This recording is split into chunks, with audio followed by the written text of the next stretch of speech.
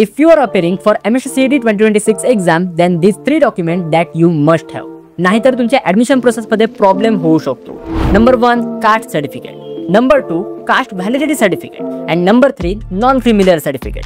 आता जेवढे पण मुलं रिझर्व्ह कॅटेगरीमधून बिलॉंग करतात, for example OBC, SC ST, VJNT, SCBC किंवा इतर कोणत्याही रिझर्व्ह कॅटेगरीमध्ये तुम्ही बिलॉंग करत असाल तर हे तिन्ही डॉक्युमेंट तुम्हाला कंपल्सरी रिक्वायर्ड असणार आहेत.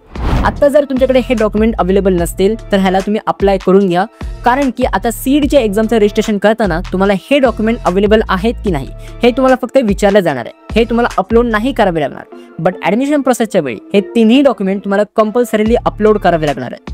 जर त्या ॲडमिशनच्या वेळी तुमच्याकडे हे 3 डॉक्युमेंट अवेलेबल नसतील तर तुमचं ॲडमिशन हे ओपनमध्ये कन्वर्ट केलं जाऊ शकतं किंवा तुमच्या ॲडमिशन प्रोसेसच्या मध्ये प्रॉब्लेम सुद्धा होऊ शकतो. भरपूर मुलं अशी असतात ज्यांच्याकडे हे 3 डॉक्युमेंट अवेलेबल नसतात आणि त्यांच्या ॲडमिशन प्रोसेसमध्ये प्रॉब्लेम हे झालेले आहेत. सो त्याच्यामुळे तुम्ही अवेअर राहा. जर तुमच्याकडे आत्ता हे डॉक्युमेंट अवेलेबल नसतील तर ह्याला तुम्ही आत्ताच अप्लाय करून घ्या, कारण की हे डॉक्युमेंट अप्लाय केल्यानंतर तुमच्याकडे यायला खूप वेळ लागतो, ह्याला प्रोसेसिंगला खूप वेळ लागतो. तर त्याच्यामुळे आत्ताच हे डॉक्युमेंट तुम्ही अप्लाय करून घ्या. जर असेच तुम्हाला इम्पॉर्टंट व्हिडिओज पाहिजे असतील तर नक्की मला इंस्टाग्रामवर फॉलो करा, आणि जर तुम्ही ही व्हिडिओ यूट्यूबवर बघत असाल तर नक्की तुम्ही ह्या चॅनलसोबत कनेक्टेड राहा, सबस्क्राईब करून ठेवा.